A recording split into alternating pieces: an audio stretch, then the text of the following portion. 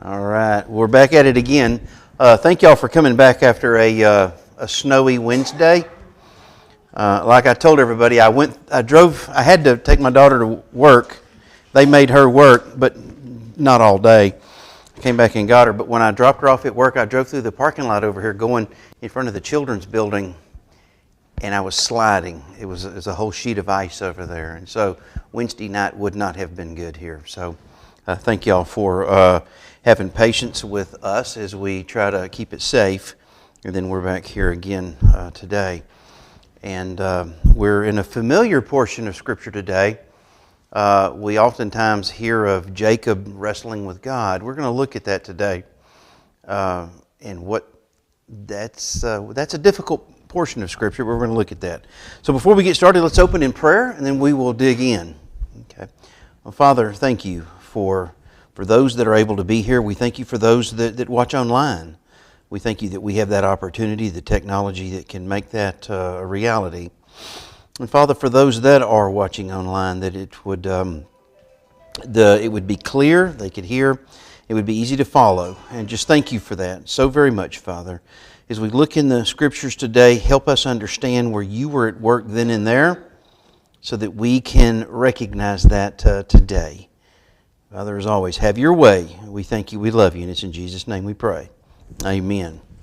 Okay, so it has been a couple of weeks, but I do want to review because there's a lot of things that we covered a couple of weeks ago that we just want to review that. Now you recall, Jacob had lived a life of deception. He's a deceiver. He's always deceiving folks. And that's what his name means. A couple of different things, but he's always deceiving folks. And so his family situation is very dysfunctional. So he was a deceiver, and we're going to find out that others are deceptive there in where he's at. But his wives, who are sisters, okay, at the same time, is very odd to us. But the sisters who were probably in harmony before they were married to the same man, okay. You could say that the husband was their problem, possibly. There's not a 21st century application to that. Let me just go ahead and get that out. I'm kidding. But it's, their husband, when they married sisters, that causes problems. And there was competition between the sisters, competition between the wives. And then there were concubines, and there were concubines in that era. Concubines are servants or a handmaiden, or they're all the same name. And then so they enter the marriage arrangement. And now can you imagine this? Now I want to think of this. Now we live, of course, in 2025. This is a long time ago. Okay, so what we're seeing is common in that culture. But think today. Let's say that you are a wife and you're married, and for whatever reason maybe you've only had one child, and when you got married, your husband said, I'd love to have 3 children. And for whatever reason, you're not having a child, and you have a lady that comes to the house and helps clean the house. And you say, we really want 2 more children. Why don't I'm going out with the girls tonight. Why don't you go with my husband, and then I'll adopt that baby as my child. That is so weird to us. But I bring that out for a reason. That is odd to us. So we have to be careful when we look at things there in that culture from a 21st century lens. Because we weren't in that culture. We did not live there. We didn't live under those laws or those customs. So we have to be very careful looking back and judging them. For instance, when I would look at my parents' high school yearbook, I would look at them and I would see young ladies. The pictures are black and white. They didn't have color photo, or at least they didn't in that. They're all wearing dresses, and then you would see some of them with the horn-rimmed glasses. Okay, I look at that and I go, that looks ancient. And I'd look at that and I would look back at the culture. It was a different culture, and I would say, they probably didn't know anything back then. And little did I know that they knew just as much when they were in high school as I did when I was in high school. It's a different culture. So we have to be careful of looking at that culture and judging it by the way that we live in the West. They lived in the Middle East. It's a different culture. So still, it's not God's best, but that's what was going on. And then we see their sisters are bartering over their husbands.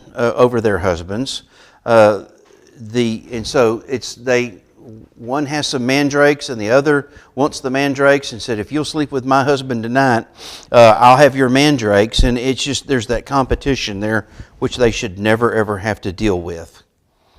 But yet, God is with Jacob, and he wants to go home after Rachel had Joseph. He's ready to go home. Okay, so now he feels like it's time to go home. But he's dealing with a less than honest father-in-law in many areas. So Jacob is not 100% honest, and Laban is not 100% honest. So when it is time to go, the household gods of Laban are stolen. We don't know what they look like.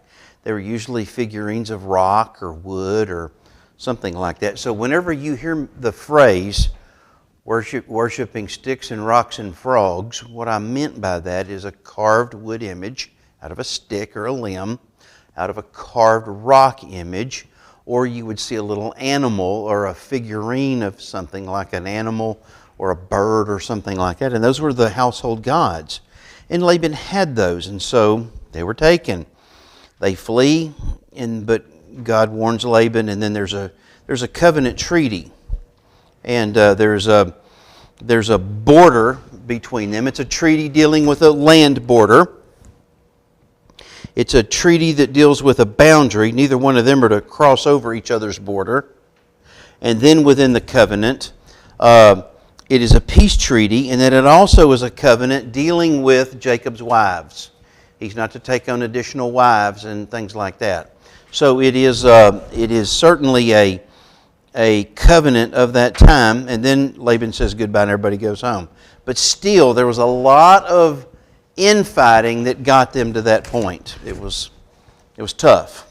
So suffice it to say that in our own families, we do what we're supposed to do all the time so that we can deal with the things that naturally arise. Okay, life is hard. I don't know of anybody that has ever had an easy life.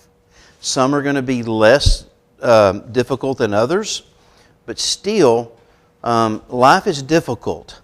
And so it's best when we do it the way that we're supposed to do it. So that brings us to Genesis 32. And Jacob is getting ready to meet Esau. So look, I'm going to read verses 1 through 12. It says, Jacob went on his way, and God's angels met him. And when he saw them, Jacob said, "This is God's camp." And he called it's called Mahanaim. Mahanaim is the name of that. Mahanaim. Jacob sent messengers ahead to his brother Esau in the land of Seir, the territory of Edom. He commanded them, "You are to say to my lord Esau." That means that Esau is the lowercase l, Lord, of Jacob. This is what your servant Jacob says. I have been staying with Laban and have been delayed until now. I have oxen, donkeys, flocks, and male and female slaves. I have sent this message to inform my lord in order to seek your favor. When the messengers returned to Jacob, they said, "We went to your brother Esau. He is coming to meet you. He has 400 men with him." Now Jacob was greatly afraid and distressed. He divided his people with him into 2 camps along with the flocks, herds, and camels.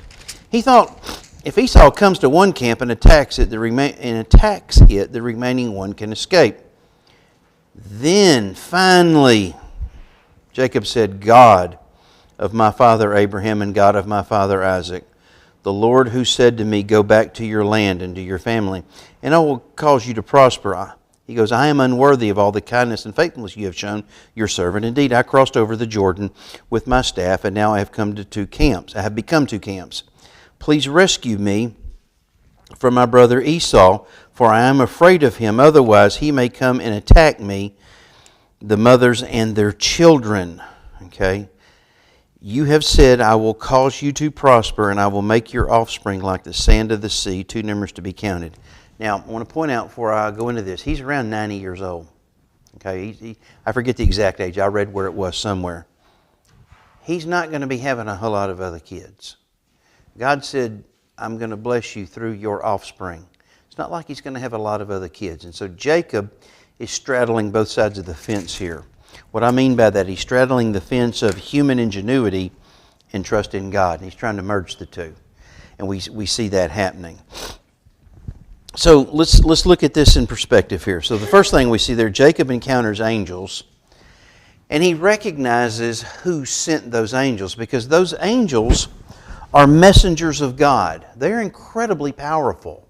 They're more powerful than Esau and his 400 men. Okay, incredibly powerful. It is a vision. The only way to see the angels is if God would allow it. So God allowed him to see those messengers. And so now what we see is there is a camp of angels and Jacob's camp, and they're together in peace. And so the angels are there in peace. Not destructive, but they're there in peace.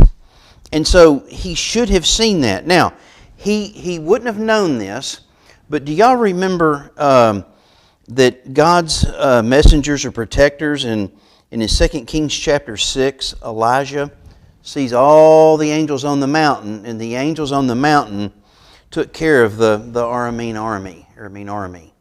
Okay? So the angels were infinitely powerful in this regard, but yet he is still relying on human ingenuity. So I'm going to ask later on, so go ahead and start coming up with an answer. I'm not going to ask you specifically what you've done, but I'm going to ask, has anybody of us ever done that? And I think we have. I'm not going to ask for specifics, but do you see some parallel there? Isn't it interesting that some 4,000 years later, we're still doing the same thing? Okay. So Jacob sends this peace, these messengers, and then says, Lord Esau, servant Jacob. So Jacob, who the lineage is flowing through, is saying Esau is my Lord. Now he's not Lord with a capital L, but it's like a Lord, like a king, like a master, it might be like the CEO of the company if you're working for the company. Okay? And it says there. Now, so Esau's come with 400 men. One translation says it's an army of 400 men. It probably was an army, but, naturally Jacob would be concerned by that. But then Jacob could say, now wait a minute, I just saw a whole bunch of angels. One angel could snap their finger and those 400 men would cease to live. So Jacob still has a lot to learn in this.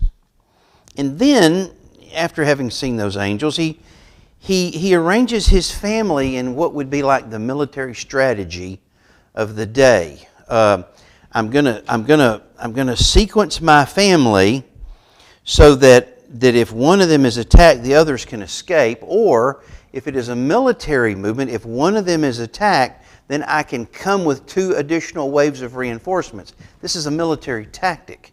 He's resorting to human military thinking. He's going to meet his brother. Now, his brother did say he's going to kill him, but the time is not yet. We're going to see that in just a minute. And so, now he sent this peace offering, and that was common in that era. He offers this peace to somebody else. It was a peace offering. It's kind of like this, okay? Let's suppose that you open your home up to some folks to come and eat at your house, and you would bring a gift or a flower, okay? It's similar to that, but there's already peace because you're having a meal. But you bring a gift out of recognition of their hospitality. That was kind of what was going on there. And so now he's arranging all this. Now Jacob begins to pray. Now he begins to pray. Well, why not before? Why didn't he pray before? His fear of Esau, he should have gone to the Lord before he starts planning all this out. So what he's doing is, it's kind of like this. God, I am afraid of Esau, so I'm going to do this. Now I'm going to pray that you bless my plans. That's what's going on here. That's not how it's supposed to work. He should have gone to the Lord first and said, Lord, what would you have me do? Because Esau said he's going to take me out. Esau said he's going to kill me. what should I do in this situation? But he sets up his plans, and then he asks the Lord to bless his plans. He kind of got it a little bit backwards. But let's go ahead and call him Brother Jacob. Brother Jacob is growing. He is getting better in this. So he stumbles, but it is okay. Okay. So now he begins to pray. But in his prayer's good. Okay, because the things that he says, it's a very good prayer.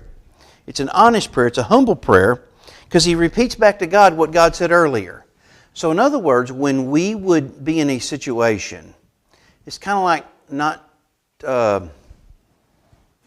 last week. I'm so sorry. I'm already thinking of next Sunday's prayer. So last Sunday, I went through in Colossians, and I showed a prayer that Paul had prayed, okay? And that prayer that's for us. It is okay to read back Scripture because that is a prayer for believers, and you weave yourself into that prayer in context. So it is okay. So Jacob is doing a very good thing here. But it came after he did all of his plans. And none of his plans were needed. But he did his plans and he went to the Lord. But in his plans, he's humble. I had nothing. I am nothing. I showed up with a staff and some sandals and the clothes on my back. And I show up and now I'm coming back with a whole family and a whole bunch of animals. And God's provided so much. Okay? But in the prayer, you have blessed me. But there's still, please deliver me. What happened to all those angels that were there? He's done forgot about them.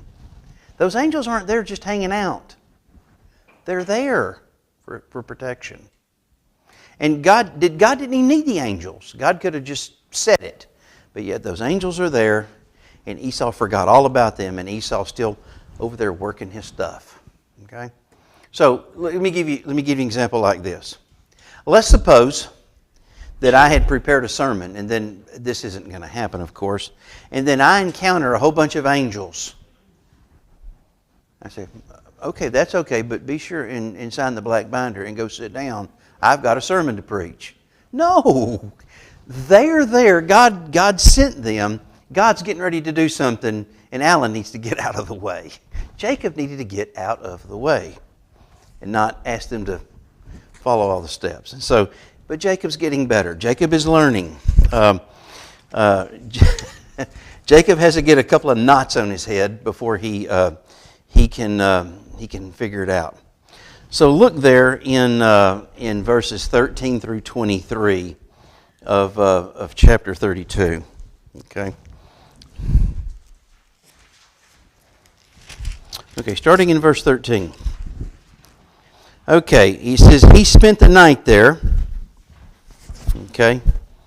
Wait a minute. Yeah, 30. Did I do that? Okay, I'm sorry. I'm getting out of my... Okay, he spent the night there and took part of what he had brought with him as a gift for his brother. So he's beginning to divide these folks up. Esau, look at this. This is quite the herd. 200 female goats, 20 male goats, 200 ewes, 20 rams, 30 milk camels with their young. So we assume that each milk camel had one young. Okay, that's typically what it would be. So you would see 30 milk camels and 30 young, 40 cows, 10 bulls, 20 female donkeys, and 10 male donkeys.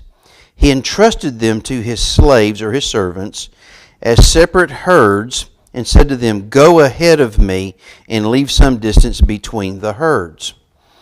And he told the first one, "When my brother Esau meets you and asks, 'Who do you belong to? Where are you going? And whose animals are these ahead of you?' Then tell them they belong to your servant Jacob. They are gifts sent to my lord Esau. And look, he is behind us." He also told the second one, the third, and everyone who was walking behind the animals, "Say the same thing to Esau when you find him. You're to say, 'Look, your servant Jacob is right behind us.'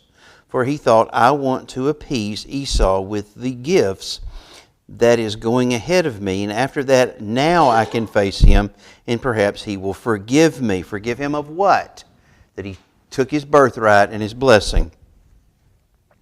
So the gift was sent on ahead of him while he remained in the camp that night.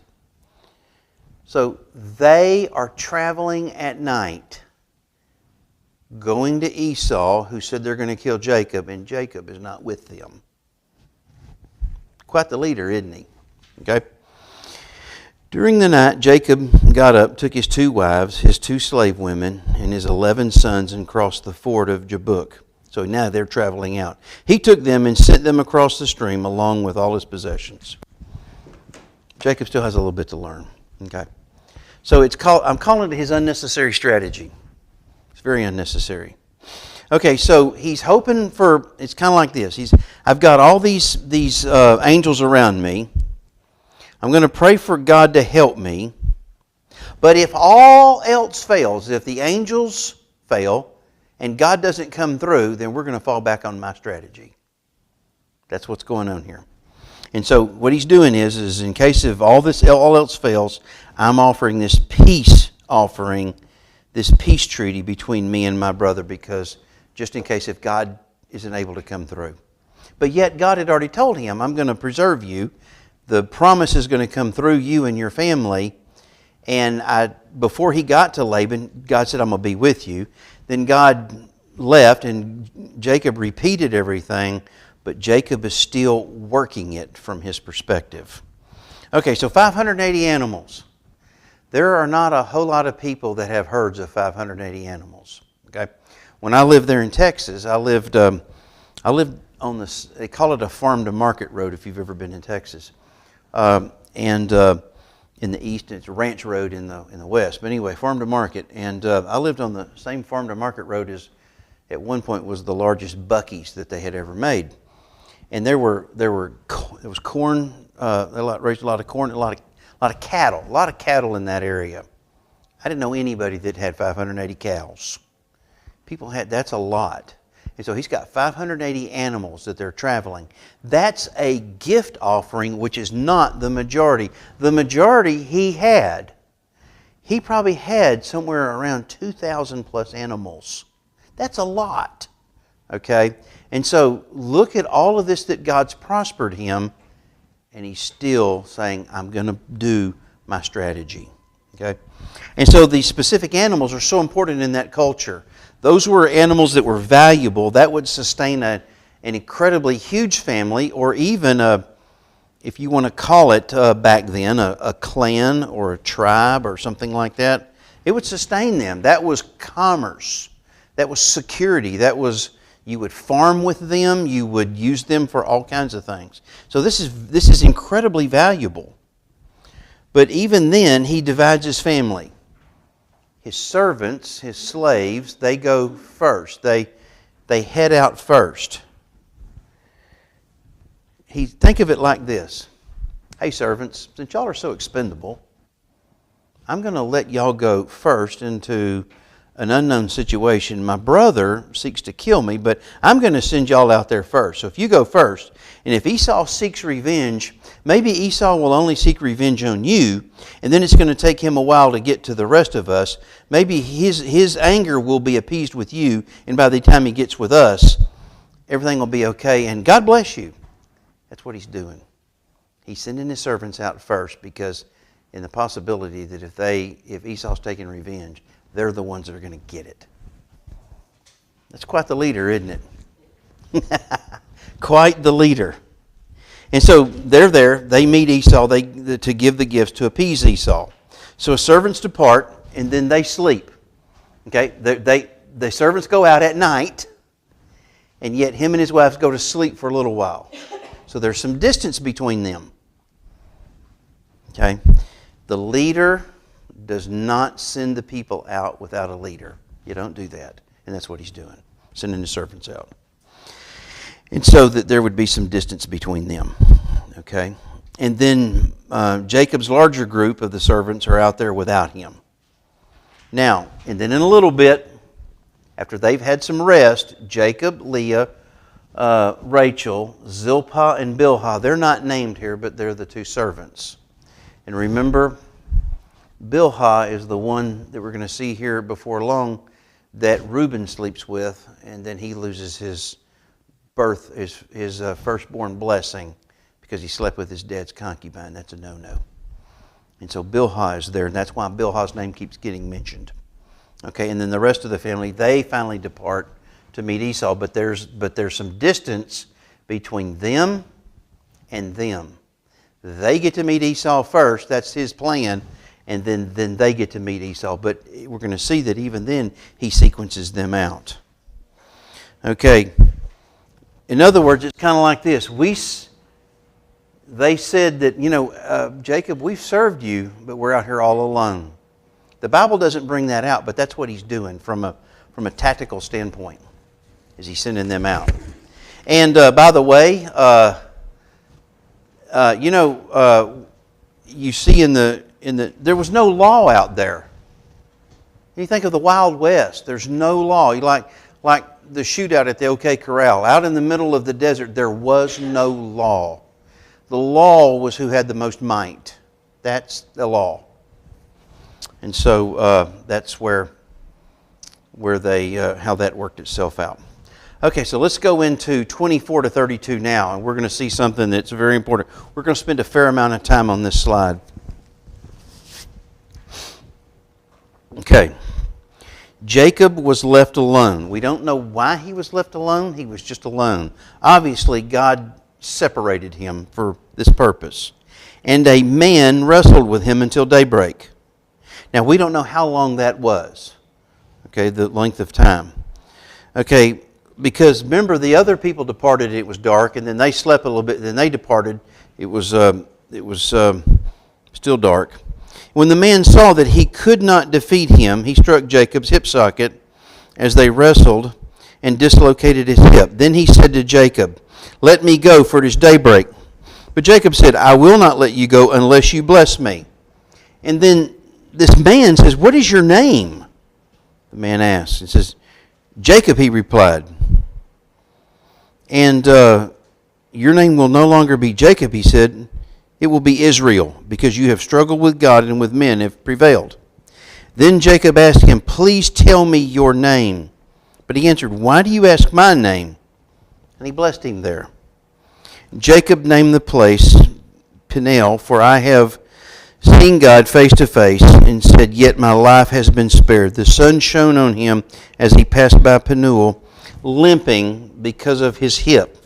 That is why, still today, and even with super Orthodox Jews, the Israelites do not eat the thigh muscle that is in the hip socket, because he struck Jacob's hip socket at the thigh muscle. Okay. So what is going on here? First of all, I'm going to say this is a difficult portion of Scripture. There's a lot going on here. So he wrestles with a man. Okay, so we see there, when we go into the book of Hosea, that he wrestles with an angel. It's a man, but it is an angel. Then we find out that the angel is the Lord. Okay? Likely, the angel of the Lord, likely pre-incarnate Christ, is a good possibility there. Okay, so he wrestles with God, and he's wrestling there. Now, you think, why is he wrestling with God? Doesn't Jacob have enough on his plate already? I mean, he can't go back to where Laban is. There's a covenant. If he breaks that covenant, Laban would hurt him, steal his wives and his kids. And because Laban already said, "My daughters and these kids are mine." Because remember, he said that, but it's the same way that Jacob takes ownership of Joseph's two sons that were born in Israel. Okay, that was common in that culture. Okay, so he can't go back to Laban. He can't get anything there. And then he's going out here to meet Esau, so he's got to worry about that. I can't go back there. I'm going here. I'm afraid of my brother Esau. And now I'm in the desert fighting with a man that I've never met. They come to find out that it's God. What in the world's going on here? Why would that be going on? That is difficult to understand. But we've got to look at it in a bigger picture. Okay? And so what we have to do is, I'm going to get to that in just a minute. Okay, so the man could not defeat Jacob. That's what it says. Now, I put a question mark there. Could God have defeated him? Absolutely. Actually, God did defeat him the way God wanted it done. It's just not that he didn't, what is it? He didn't pin him for 3 seconds and you're done, or Jacob didn't tap out like we see in the octagon today. But he did not, it said he couldn't, but he didn't is what it was. So he could not defeat him. What is that? Now, Jacob did not quit. Jacob continued. Jacob continued and continued and continued. He didn't give up. He prevailed. He kept after it. He didn't quit. But supernaturally, when the Lord touched his hip socket, it pulled it out of joint. Did it pull it out of joint or something along those lines? It might have broke it. We don't know. We don't know all the details in there. But we do realize that it was probably out of alignment. It was affecting his sciatic nerve. If you've ever had a sciatic nerve inflame, it is not fun. Okay? My pelvis cants due to an injury in the military, and when it inflames, it'll go down my left leg and it hurts. And so a sciatic nerve hurts. Okay? So Jacob was in pain after that. So it was supernatural. But then Jacob says, well, bless me. Okay? He says, so he's wrestling with this man. He says, you will bless me. So in other words, the man couldn't pin him, so bless me. And then he says, okay, you want a blessing? He says, well, what's your name? Okay? So his name is Jacob.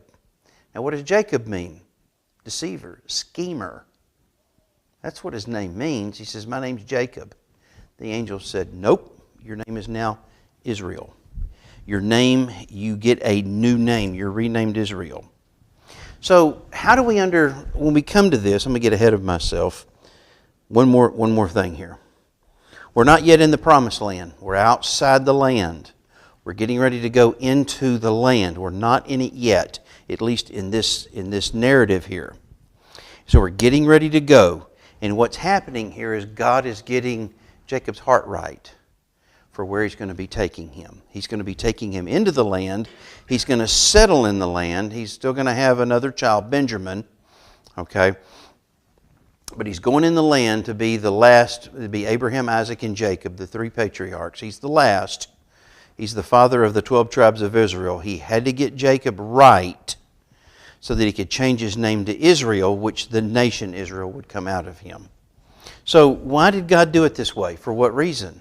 Now remember, Jacob has probably not slept well. He's worried. His blood pressure's up. His heart's beating. He's fretting meeting Esau. I can't go back to Laban. He'll take everything I got. I'm going to Esau. I'm going to try to make a peace offering, but I don't know if that's going to work. I'm in the middle. I've forgotten about the angels that I saw, and now I'm wrestling with this man that I can't prevail. Why am I wrestling with a man in the middle of the desert? Okay, so let's look at what's going on. Jacob's always wrestling with people. What was going on in the womb of his mother? He's wrestling with his brother, Esau. Okay? He's always wrestling. He's trying to, and he wrestled the birthright out of Esau. He wrestled with his dad and got the blessing that Isaac tried to give Esau. He wrestled with his uncle Laban. He worked for Rachel, but consummated the marriage with Leah. And so he's celebrating his marriage with Leah, and Leah's all excited because I've got a husband, but the whole time in my wedding, my 7 days of wedding, my husband's mind is on my sister so that now he can go sleep with her in 7 days. He's wrestling with people. And then he's wrestling, his wife is mad at him because she's not having children. He says, am I in the place of God? And then his wives are wrestling with one another over him. They're taking mandrakes and bartering on who can sleep with him and have children. And then now there's concubines. So he's constantly wrestling. He's wrestling with Laban over the herds and all of these things. And then he's deceiving Laban. And then Laban pursues him. He's constantly wrestling. So now, after wrestling with God, his name's changed. He's wrestled with man, he's wrestled with God, and his name is changed to Israel. The word Israel means God fights. Guess who doesn't have to fight anymore? Jacob. Guess who's going to fight for Jacob now? God. So when he says, give me a blessing, he got a blessing. Okay? So all of Jacob's life he's wrestling. Now if you are a wrestler, and I did this in high school a little bit, if you've ever done that, a low center of gravity in your hip and your hip region, in your trunk or your midsection, that's where you pivot so much. That's where you get strength to maneuver. He can't wrestle with anybody now. He can't do that anymore because his hip socket's out of whack. And if he tried to wrestle, his sciatic nerve would probably explode on him and he'd be in pain. So he can't be what he was in a sense. Now he has to be who God says he is. He is the one now that God fights. And who does God fight for later in the Old Testament? Israel. He fights their battles. He said, I will fight your battles. When you get into the book of Exodus and God is God's up on the mountain and the people are down there building a calf and acting in debauchery, God is saying to Moses, if you will call upon me, I will fight your battles. You're going to go into the land. I'm going to run them all out. I'm going to fight your battles because you're Israel. And so that is the blessing that Jacob got by a name change. There's no way a man could make this up. No way. Okay, so now God fights my battles. And so we see this, and if we understand it here in Genesis, then we understand what God says in Exodus. And then we see how it unravels when we get into the land. He's taking them in the land. Joshua, there's all these J's. God's fighting their battles. And then we see that so-and-so group, one of the ites, had iron chariots. Are iron chariots too tough for God? No. But their faith was not where it needed to be. Iron chariots are nothing for God. And then we get into the book of Judges, and they're getting into sin, and God fights their battle by sending a judge. There's the cycle in Judges, okay? And so God's always fighting their battles. And then when they get into the land, God is fighting for them. But then they get so depraved, and they start taking on the other nations, that God says, okay, I'm going to let the outsiders come get you. Okay, they're going to haul you into captivity. Okay? But God said, I will fight your battles for you. So what's happening here is God prepared Jacob in this wrestling match, this battle, if you will, that was to prepare him for his future role as a future leader. So that he could not use his strength, he could not use his cunning, he had to rely upon God. Now, does he do it? Does he get it right away? No. Okay, this is a clear example of, let's say that somebody they have lived a lifetime. Let's say, I'm just going to pull the number 30 out of the sky. Okay, I was saved when I was 29, but let's say that you're 30. Okay, and then you've lived a lifetime of whatever it is, and then you are saved. You are still going to struggle, most likely, with that. Just because you get saved, we can't live in such a cotton candy world thinking that you're instantly fixed. Well, your salvation is fixed, but you still struggle in the flesh. And you're going to stumble and you're going to make mistakes. Well, Jacob still does the same thing. Even though God wrestled with him, got his attention, and said, now your name is changed, he still doesn't do things perfectly. Okay? But he's getting better. There is a huge change in him. And so it says there that though that is not in the law of Moses, that you can't eat that part of the animal. It's nowhere in the law of Moses. However, the Jews then, and then devout Jews today, some of them today do not eat this part of the animal. And the reason that they don't do that is they don't eat that thigh muscle or where the tendon is because they want to remember what this is. So this actually, in some of the ultra-Orthodox Jews, will they will not eat that. Okay, and so I've never been in New York City, but I hear there's the Shabbat elevator that you don't have to push a button; it just goes up to each level and stops. Because pushing a button could be considered work. I have a Sabbath setting on my refrigerator. Obviously, I'm not going to use it. Okay. But something to do with if you are Jewish, it ceases to light up and do anything. I think it holds everything because you're not supposed to get anything out of it and pull it out to do that because it might be considered going against something that an ultra-Orthodox Jew is not supposed to do. So I have a Sabbath setting on my refrigerator. So there are some of those people today that are really ultra-Orthodox Jews that will follow this type of stuff. They still exist today. Okay? So, here's what I want to do. Did anybody ever watch that movie, Here Comes the Boom, with, I forget his name. He was a school teacher, and there's no bad language in it that I can remember, so I forget the guy's name. Anyway, there was Henry Winkler in it, the guy that played Fonzie in Happy Days, and Henry Winkler's a music teacher, and this guy's a biology teacher, and they've been stealing money. And so this actor, I forget his name, he took prize fighting in the octagon to raise money for the school. And so I bring this up because in that movie, and he's fighting, they quote, it says that Jacob wrestled with God and man and prevailed. Okay, I bring that up out of that movie. We have to be very careful forcing that because in that movie, nobody fought with God. He just fought with guys. They ganged up on him to show him how he wasn't tough. It had nothing to do with that whatsoever. And so today, I will hear people say, well, I'm just wrestling with God. Well, wait a minute. You're not Jacob. You're not going into the promised land.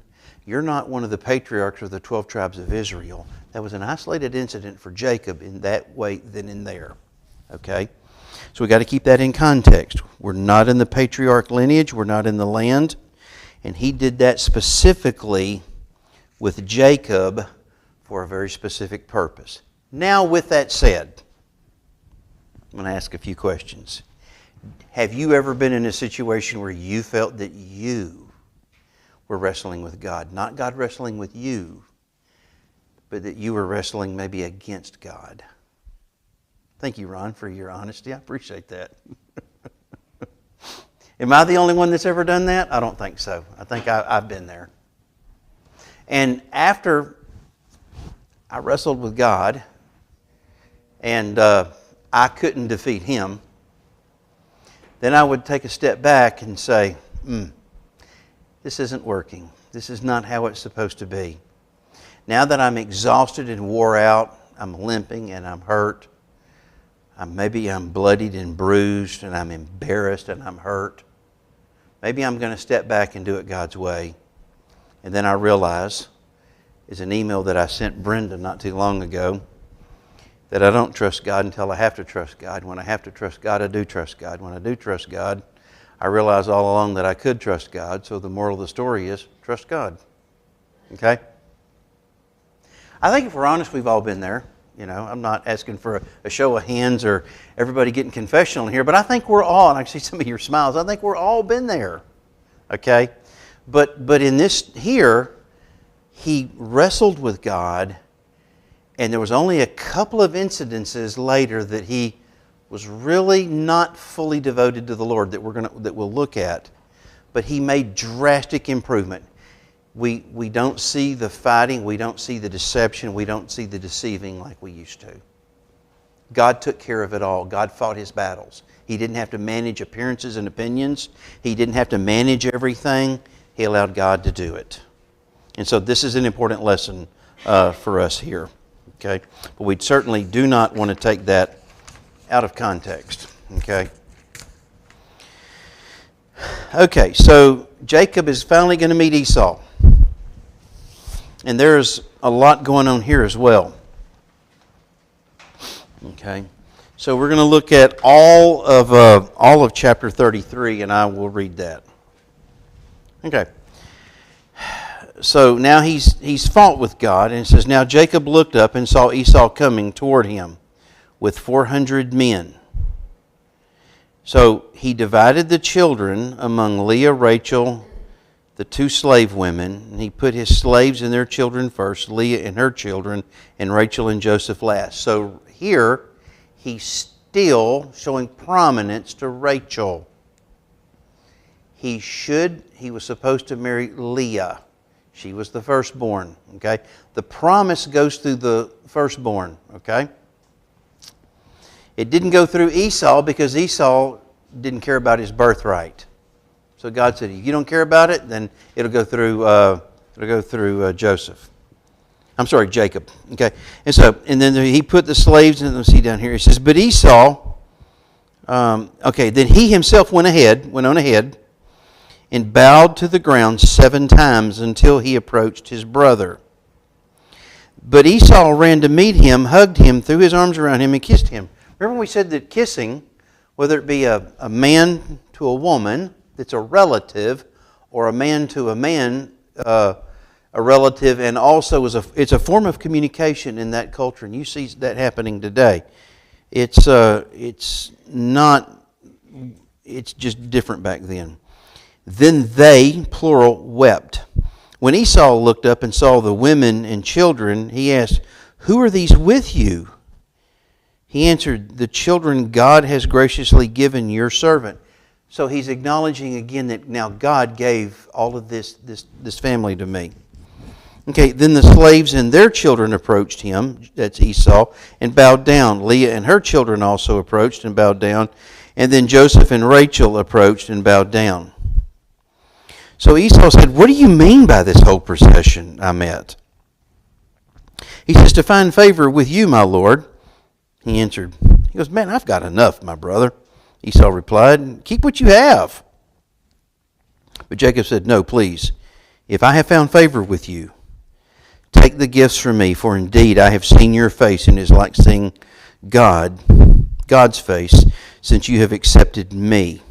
That's important how he says that. Please take my present that was brought to you, because God has been gracious to me, and I have everything I need. So Jacob urged him until he accepted. Talked him into it. Then Esau said, let's move on, and I'll go ahead of you. Jacob replied, my Lord knows that the children are weak, and I have nursing flocks and herds. And now this is true, and if I have time, I'll point that out. He's not lying here, okay? But he's not being fully forthright. And if they are driven hard for one day, the whole herd will die.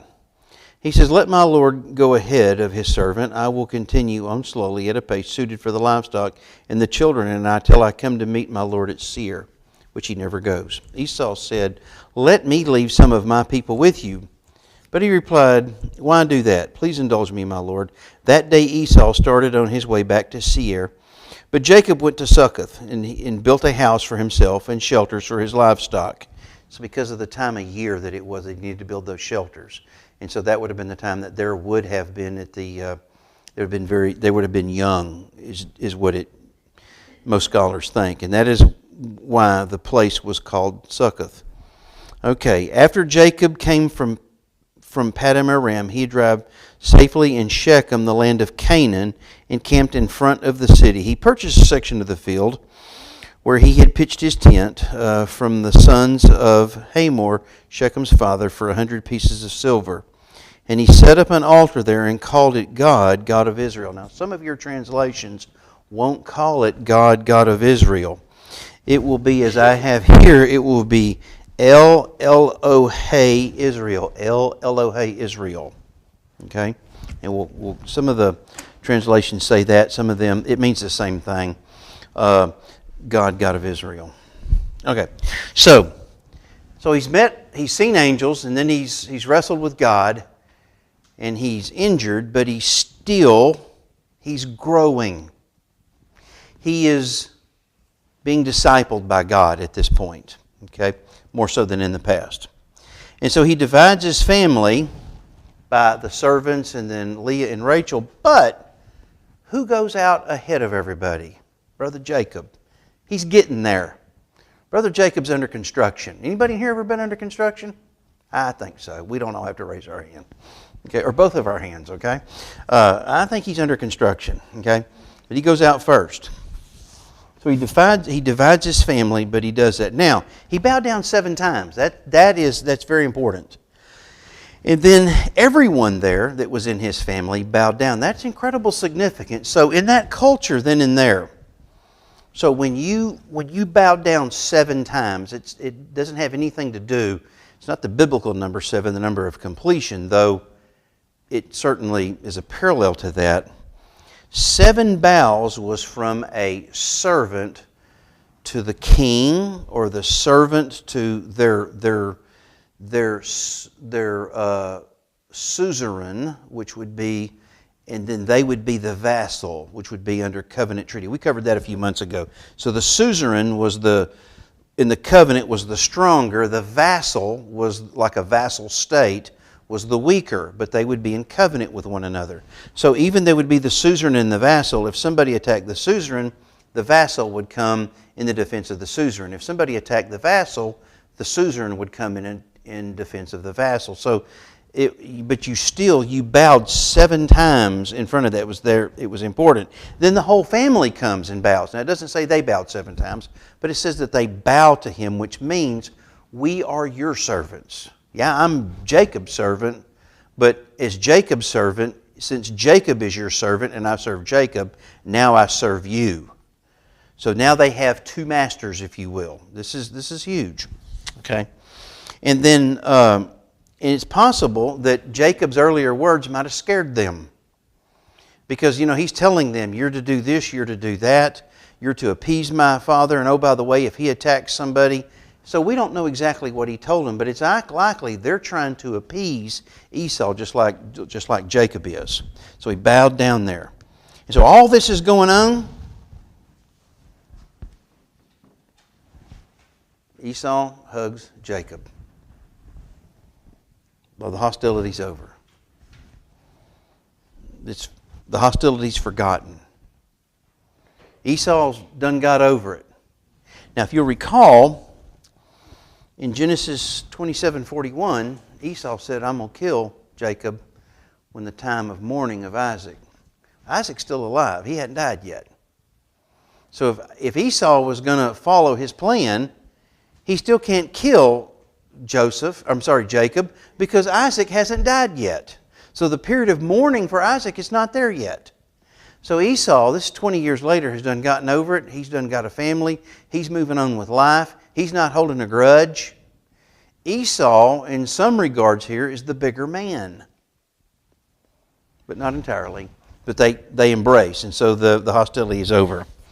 And it says, hey, what in the world's going on here? What's up with all this stuff? I mean, why are you, this pomp and circumstance, this ceremony, why are you doing all of that? Okay? I mean, and so did I have it here? I don't know where did I put it in there? No, I didn't. Okay. I'm sorry.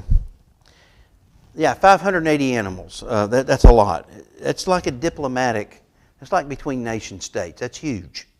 He goes, what's up with all this? Why are you doing all of this? And then, why do you do this? And so he's trying to make a peace offering, even though God said, I will be with you. And all this. So he's trying to make a peace offering there. And Esau doesn't want it. Esau's not looking for it. Esau has to be talked into it. But Jacob followed through and said, hey, here it is. Go ahead and take it. He did that. Now, he says, man, have my stuff. He goes, hey, I got all my stuff, but take my stuff. Okay, I'll take your stuff. And then he reluctantly took it. But in the grand scheme of things, did Jacob have to do that? He didn't. He didn't have to offer those animals. He didn't have to send his servants out there. He didn't have to segregate his family by priority of affection. And then now think of what the family thought when Esau's dividing us. Well, Esau will kill them, and then he might kill them, and he might kill them. He's probably going to be done with killing people until he gets to Rachel and Joseph. Rachel and Joseph. Then he'll be appeased, and then he's not going to kill anybody else. So that might be, what he's thinking. But anyway, and so now Esau. Get this. Esau attempts to protect Jacob. There's these 400 soldiers of his. He is trying to protect Jacob and his family because the law of the land is who's got the biggest gun and the most artillery. And so Esau shows up with 400 people. You remember how many people Abraham went and attacked 4 kings? Wasn't it 318? It's 318 or 381. I get the 1 and the 8 mixed up. Okay? I think it was 318. So Abraham went out and conquered 4 kings. This guy's got 400 people. That's quite a military unit there. And so he's offering to protect Jacob. Hostility's gone. God is showing him, I've got this, Jacob. This man that hated you is your brother now. He is now seeking to protect you. I am in this. So there's this going on. But Esau says, hey, let me stay with you. No. Then let me have some people stay with you. No. And so Esau says he's going back to Seir, which is in Edom. And then Jacob says that I'll meet you there, but he doesn't go there. So he's not fully, he hasn't graduated from his discipleship with God yet. But he's getting there. Okay? And so he goes into the land of Canaan, is where he ends up going. And then he's building the shelters there for his animals. Okay? And he settles near Shechem and he purchases a piece of land. And then after he's got the land there, he builds an altar. And if you look back in Exodus, when you build an altar there, it's to be with unchiseled rocks, unchiseled stones. It's to be natural. And then you offer your prayers there. And so he named it El Rohei Israel, or God of Israel. And he's in the land. So he's saying Israel belongs to God. And now he has staked a claim by making a purchase there. So God had to get him there. Now he's going to leave the land and go down to Egypt. And his descendants will come back to Israel. But God is already staking out territory for a future nation. The God of Israel. There with the land. Okay? So now, God is to fight their battles. Wherever it is that they go. Now we're going to find out here real soon that next week that Jacob's sons are not allowing God to fight their battles. They are fighting their battles incorrectly. Okay, so what do we have here? So Jacob encounters these angels, and there's great significance there because God dispatches angels. Angels serve the Lord at the Lord's pleasure. So a servant of God serves the Lord at the Lord's pleasure. So these angels serve at the Lord's pleasure. And so these angels are there. He encounters angels. I've never seen one. Not what I would say would be a literal angel that resides in heaven, but they exist. But he saw them. And then so in this, Jacob is still seeking peace, and then Esau's coming out with 400 people. Coming out with 400 guys to come there, and Esau is scared, Jacob is scared, but he finally prays. So he's getting there. He's finally praying, and then there's this huge peace offering. Okay? So I'm gonna buy your affection by all these animals. That's what's going on here. And so God finally gets Jacob alone and wrestles with him. And it says that God couldn't defeat him, but what God was allowing was Jacob to continue to wrestle with God. And then, bless me, he gives him a new name. Now, can you imagine this? Bless me. Cash and stuff is what we think when you get blessed. I got a new name. What kind of blessing is that? But the name defined what his future was like. That was a blessing. And so it's very significant. They pay homage to Esau. He's over it, seeking all that gain. And then he gives it to Esau. But Esau was attempting to protect his I'm getting ahead. No, he's attempting to protect them. Then he finally settles back in the land and he worships there. So why did God and Jacob wrestle? Is because he had to get Jacob where he wanted him. So how does God wrestle with us today? Okay, Now, I'm not going to say that because we mess something up that God's punishing us and striking us down and all of that. I'm not saying that at all. But we can make life difficult, and we're wrestling with God. And how we wrestle with God is we keep trying to do it ourself. It doesn't work out. And then we finally go to the Lord. And then when we go to the Lord, it takes care of itself. So Jacob is a lesson to us all. But yet, we're going to see next week that Jacob needed to pour into his children some not to deceive. Because the people, we're going to see that they are deceiving people the way Jacob had deceived people. So Jacob is now doing what he's supposed to be doing. But his kids have been watching him forever. And so they're going to go out there and do something that's wrong. And so they're just like dad, like son, like parents, like children. It follows them.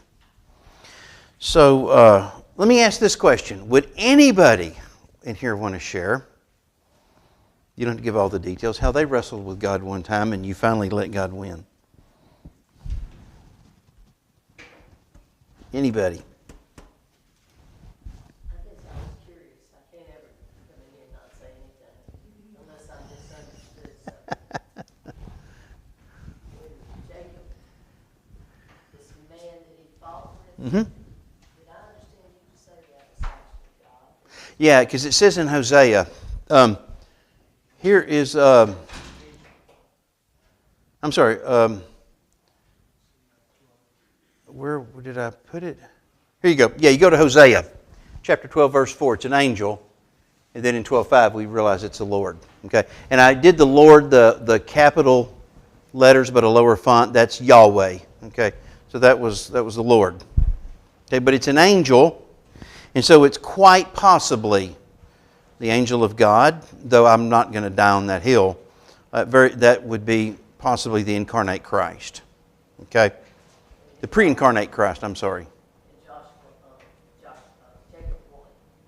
Well, God won, okay, ultimately because he got Jacob to reveal who he was. Because my name is Jacob. I'm a deceiver. I'm a schemer. He says, no, you're not. Now you're Israel. Okay? Because in the past, who did he tell his dad he was? I'm Esau. He lied. Now he's telling the truth. This is who I am. He says, okay, now that you come to grips with that, I'm changing your name. This is who you're going to be now going down the road. And so he did bless him.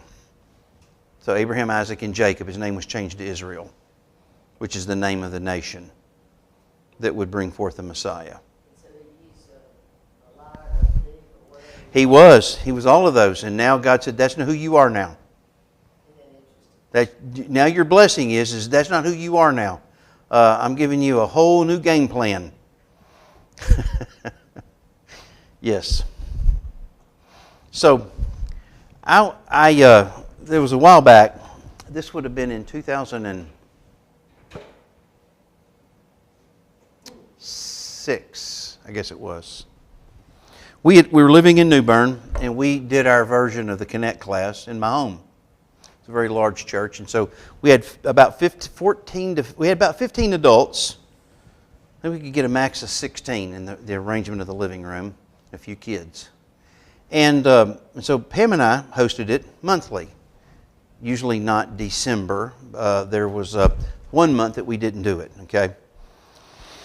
And we needed to get more, and we wanted a slightly bigger house that was just not for that sake, but we were buying it from a person that had been a member of the church, so we're getting a good deal and all that. And so to buy that house, my house had to sell. Bless you. To buy that house, mine had to sell. So I offered to buy that house, and my house hadn't sold. And if it hadn't sold by a certain date, the people who I was going to buy from was going to have to back out. And I felt the Lord leading me there. And I wasn't, it's similar to Jacob. So for every morning, people are talking about at church about this house that we're going to buy and this and that. And so every day for quite some time, I would get up before anybody got up. I got a cup of coffee, and I'd lay back on the recliner, set my coffee on the floor, and I would say, Lord, I sense that this is what this is. I sense you're in this. I believe this, and I trust you. But if it does not sell, I have misread, and that does not diminish my trust of you. Okay? So, 2 days before the drop dead date, we showed the house, and they came back with the asking offer. Okay? And so 2 days that it was right there on the marker. And so we got the asking offer. So in the arrangement of that new house, it wasn't significantly bigger, just a little bit bigger, but the arrangement was different.